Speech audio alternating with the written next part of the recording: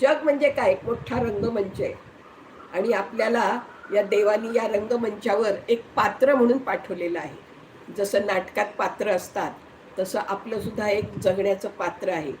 आणि तुम्हाला माहिती आहे राज कपूरचा तो पिक्चर होता 3 घंटे का शो.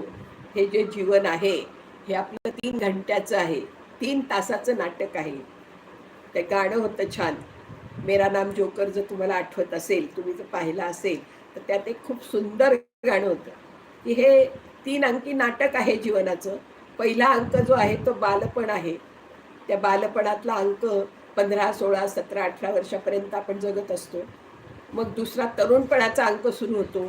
त्यात आपल्याला नोकरी, शिक्षण, लग्न, मुलं, संसार हे सगळं मागे लागतं त्या दुसऱ्या अंकात. आणि तिसरा जो अंक आहे, तो मात्र वार्धक्याचा आहे. तो कधीही न संपणारा आहे आणि त्या तिसऱ्या अंकातच